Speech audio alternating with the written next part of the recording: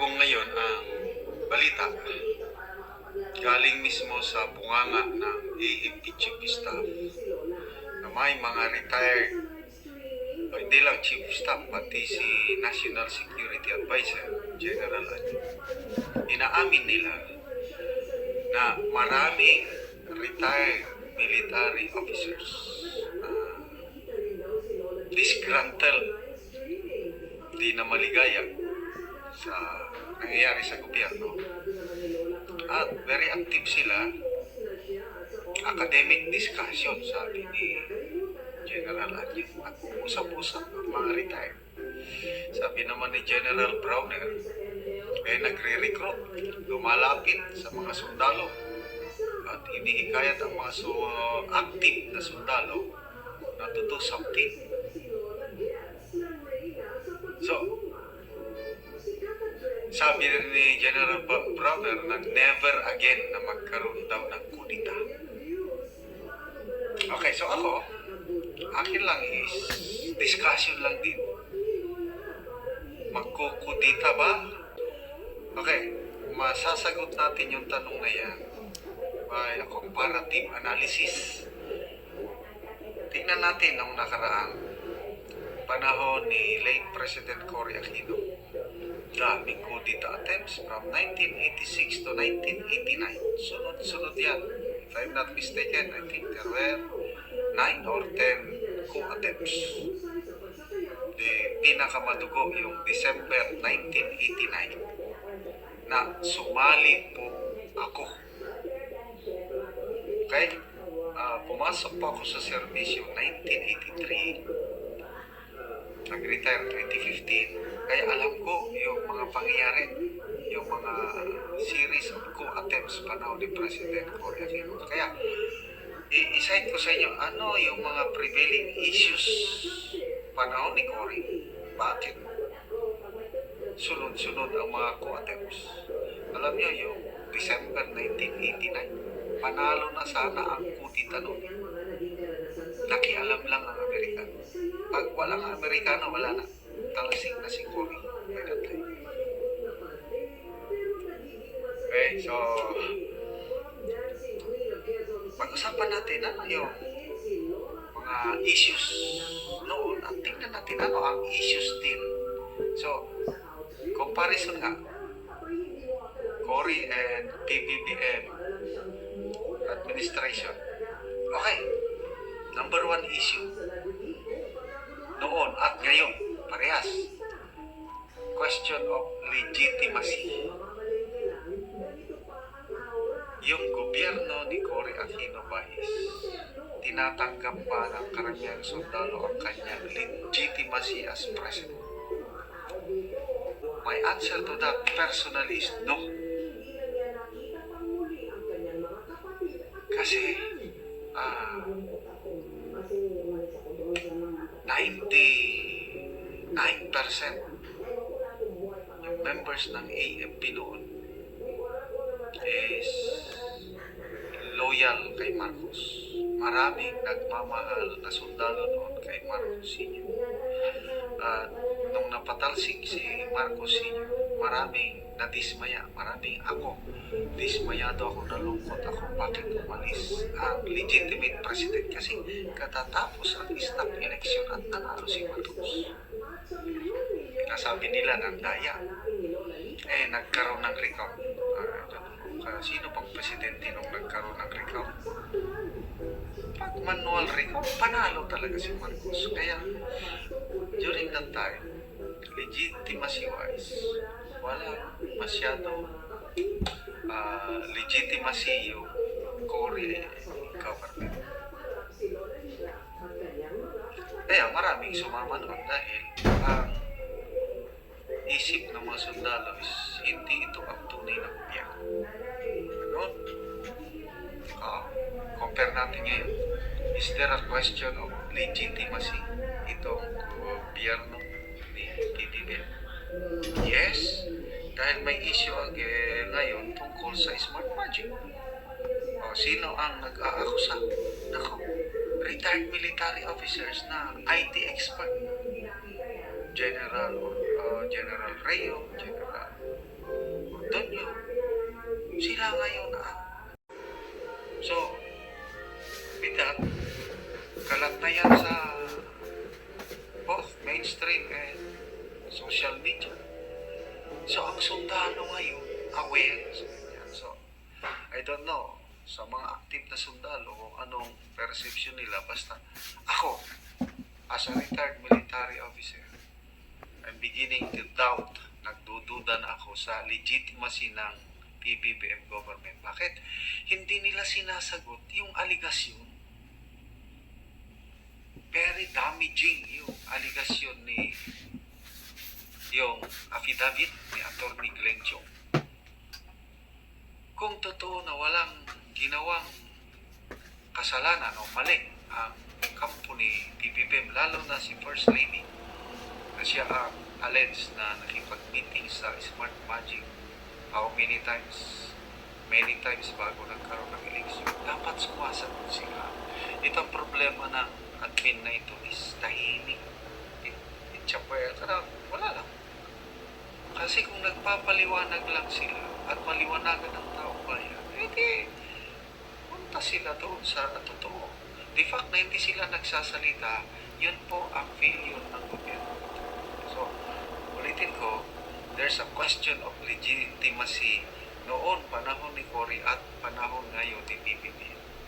So, kung nagkaroon ng kudita noon dahil illegitimate yung Cory administration, dahil hinagaw lang ang Malacanang, to me, analysis ko lang, hindi malayong mangyari na magkakudita kung hindi nila masagot itong legitimacy, kung hindi maliwanagan ang legitimacy ng gobyerno ito na walang dayaan sa Smart Magic. Okay? Ng gobyerno. So, ulitin ko, there's a question of legitimacy noon, panahon ni Cory at panahon ngayon ni PBBM. So, kung nagkaroon ng kudita noon dahil illegitimate yung Cory administration, dahil hinagaw lang ang Malacanang, to me, analysis ko lang, hindi malayong mangyari na magkakudita kung hindi nila masagot itong legitimacy, kung hindi maliwanagan ang legitimacy ng gobyerno ito na walang dayaan sa Smart Magic. Okay? Next, leadership. Issue on leadership. Ang tingin ng maraming sundalo kay Cory noon is a very weak leader. Housewife. Wala man lang, kahit barangay campaign, wala siyang pinagdaanan. Tapos biglang maging presidente. Tapos nung umupo na siya, sina Minister Enrile sumama pa sa coalition government. Ringo Honasan, sumama sila, sumuporta. At sabi nga ni Manong Johnny Enrile, after a few meetings, nakita nila how ineffective, how walang alam-alam ang Mrs. Cory na naging presidente. Wala na. Kumalas na si Minister Enrile, kumalas na si Gringo, yun na nagsimula. Why? Nakakitaan sila ng very weak leader. Delikado ang bansa with this kind of leader. Weak leadership from housewife to president. Okay. So ngayon, ano ang leadership ng ating Pangulo? Before election, nag-warning na si President Duterte na weak leader yan. Ngayon, unti-unting napapatunayan. Kung ako ang inyong tanungin, yes, weak ang leadership ng Pangulong BBM. I'm sorry. Napakalamya. Kaya kung nagkakudita noon, panahon ni Cory dahil PRC na weak leadership, hindi malayo na magkakudita ngayon dahil pag hindi maagapan yung perception na weak leader. 3. Governance and corruption. Panahon ni Cory, kitang-kita, kaliwat kanan ang corruption.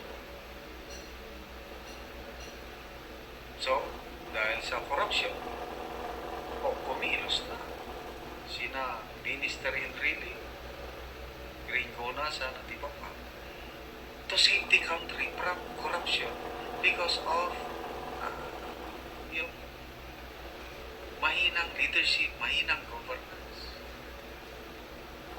Ngayon, kumusta? May issue ba on corruption? Yes, kaliwat kanan ang corruption. Smuggling na mamayagpag. Anong ginawa nila? Yung alleged smuggler ginawang special envoy to China. At yung narinig ko, isang political analyst, Mr. Ado o Maestro Paglinawan, sinadya nila, sabi ni Mr. Paglinawan, na iluklok yung alleged smuggler as special envoy to China para lalong mapalakas ang smuggling business sa Pilipinas. O mangyayari sa Department of Agriculture, liwat ka na, corruption. Tapos naglagay pa ng DE Secretary na kabarilan, kaibigan, kampindoro. Anong mangyayari sa bansa? So, daming kudita panahon ko rin dahil sa corruption. Hindi malayo magkaroon din ng kudita ngayon kung hindi address ng PBBM admin ang issue ng corruption. I'd like to make myself clear. Hindi ako nananawagan sa mga active soldiers na magkudita. Never. I will never do that. Ang akin lang at iingay nagpapaliwanag. May this vlog na aking ginagawa will serve as a reminder, warning for this administration na sagutin nila yung legitimacy issue, magsalita sila. And then yung leadership, ipakita ng Pangulo ng malakas yung leader. And number 3, iwasan, alisin ang mga corruption na nangyayari sa gobyerno. Pag ma-address nila itong mga issues na ito, hopefully wala kudita. At kung tuloy-tuloy itong mga issues na ito, I'm not sure kung ano ang gagawin ng mga active. Kami sa retired, tuloy lang kami sa pag-iingay. Kasi this is part of democracy. Inaamin niya ni General Browner, General Admin, na this is part of democracy. Ingay lang ako. Bahala na ang tao bayan kung ano ang response nila sa ating mga pag-iingay.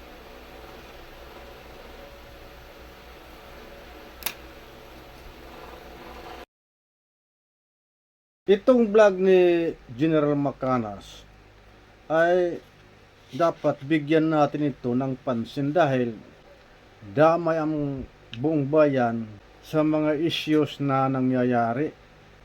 Nagbigay na si General Macanas ng comparative issue sa time ni Presidente Cory Aquino na dumaan sa series ng kudita at time na yon ni PBBM na maaari magkakudita dahil sa same issues.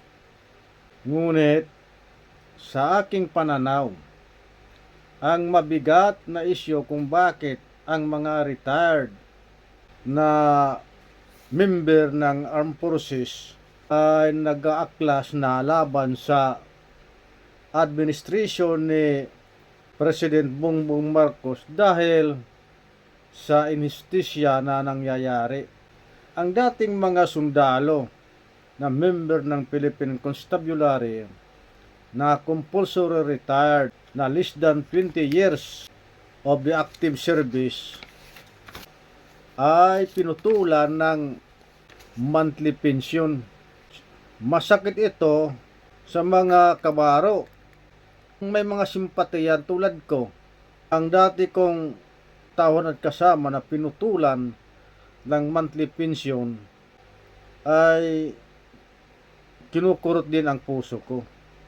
Maging ang ibang survivor na senior citizen ay pinutulan rin ng kanilang mga pensyon. Wala naman nakasaad sa Republic Act 6975 at Republic Act 8551 na ang mga compulsory retired na less than 20 years in the active service ay hindi qualified sa lifetime pension. Sana hindi na lang nila inabsorb itong mga dating member ng Philippine Constabulary sa PNP dahil sa Armed Forces of the Philippines ayon sa Presidential Decree 1630 Section 4 and 5 ay ganito ang batas sa Section 5 Paragraph A. Upon attaining 60 years of age with at least 15 years of active service or upon accumulation of 30 years of satisfactory active service, whichever is earlier, a military person shall be compulsorily retired.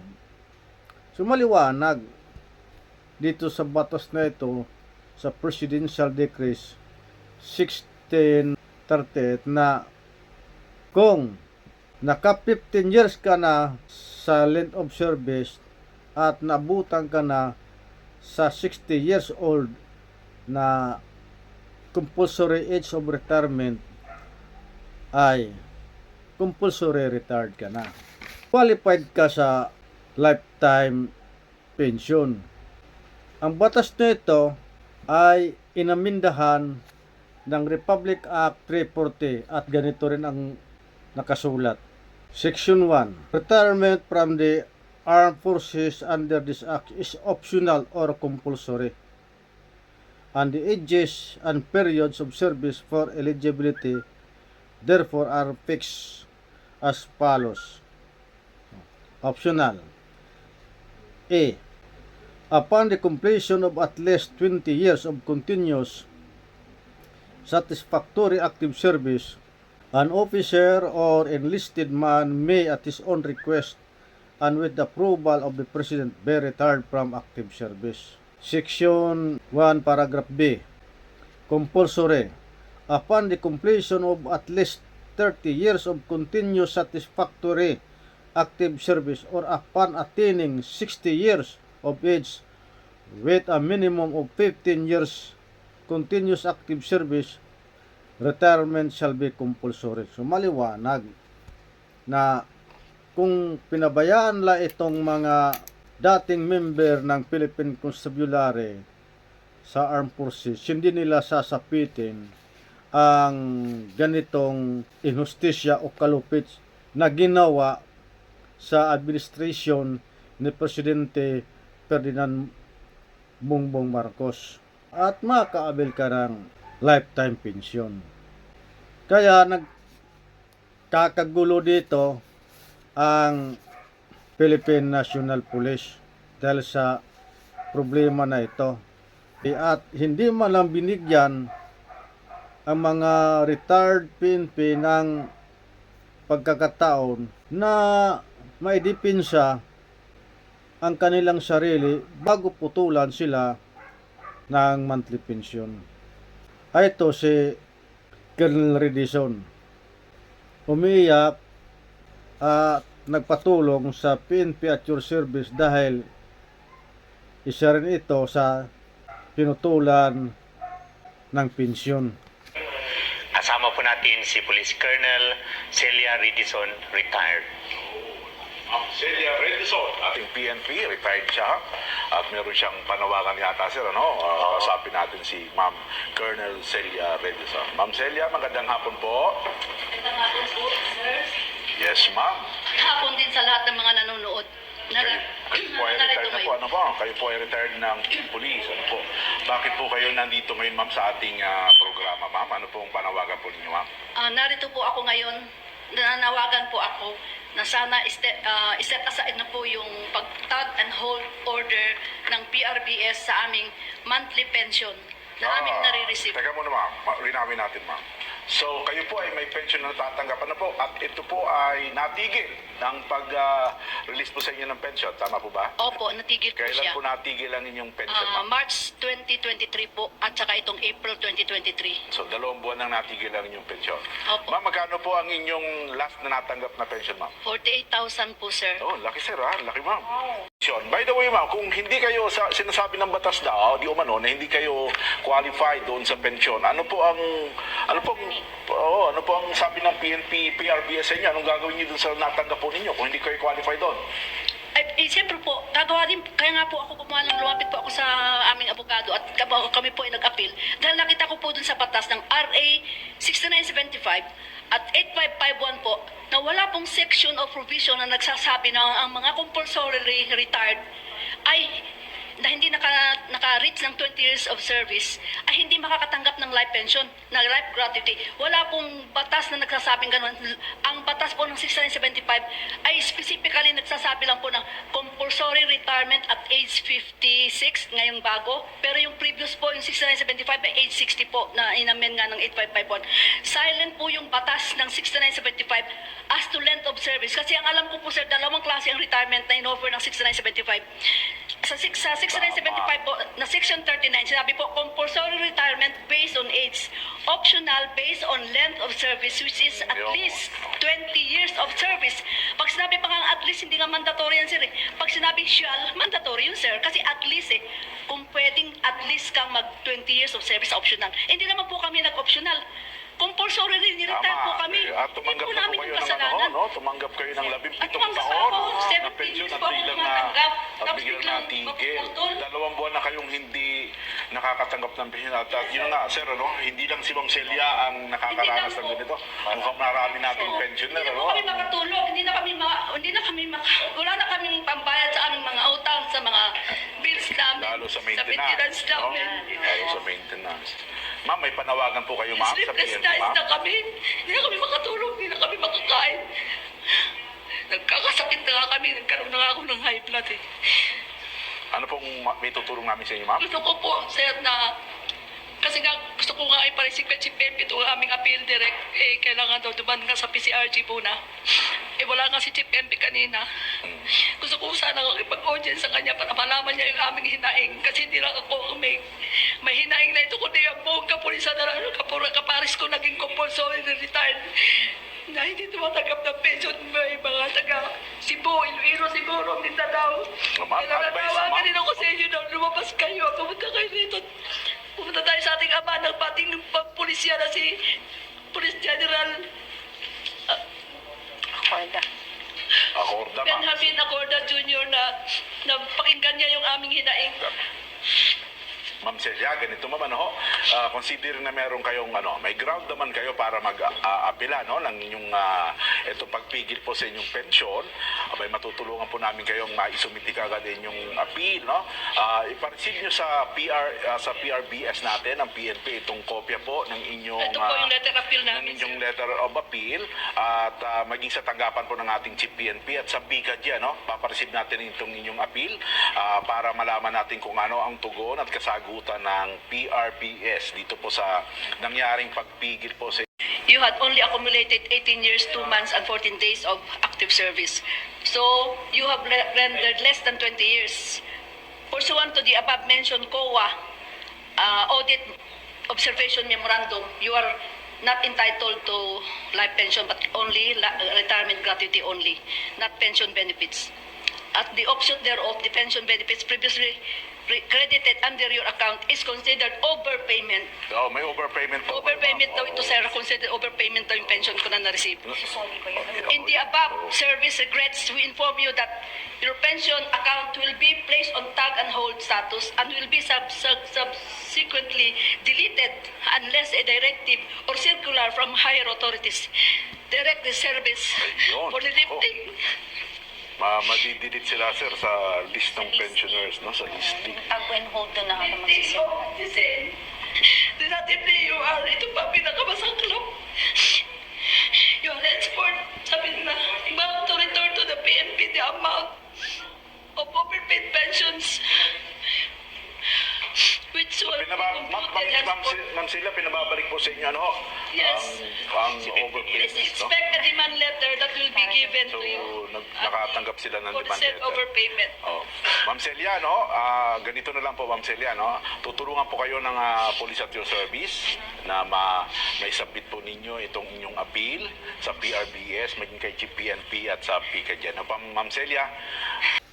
Ang binatayan nila sa pagputol ng lifetime pension ng mga retired PNP ay ang Section 37 ng Republic Act 8551 at ganito ang nakasulat. Sa Section 37, sinasabi ito, Early Retirement Program. Within 3 years after the effectivity of this act, any PNP officer or non-commissioned officer may retire and be paid separation benefits corresponding to a position of 2 ranks higher than his or his present rank, subject to the following conditions. A. That at the time he or she applies for retirement, he or she has already rendered at least 10 years of continuous service. Letter B. The applicant is not scheduled for separation or retirement from the service due to the attrition system or separation for cause of. Paragraph C. He or she has no pending administrative or criminal case. Letter D. He or she has at least 3 more years in the service before reaching the compulsory retirement age and at least 1 year before his or her maximum tenure in position. Ibig sabihin, nung nag-PNP, mula sa effectivity ng PNP law, na kailangan naka 10 years ka na in the active service. At mayroon ka pang 3 years bago ka maabot ang compulsory age of retirement. At ang present position mo ay naka 1 year ka na. Pwede ka mag-apply ng early retirement. Makakaabil ka ng turang sayar. Ngunit, ang matatanggap mo ay separation. Hindi ka na qualified sa lifetime pension. Ito ang binasihan ng UWA at pinutulan sila ng pensyon ang mga nag-retired na hindi nakaabot ng 20 years in the active service na nag-compulsory retired. Mali, kasi ito sa nag-apply lang sa early retirement. Hindi ito ang compulsory retired na less than 20 years in the active service dahil hindi naman sila dito nag-avail itong early retirement.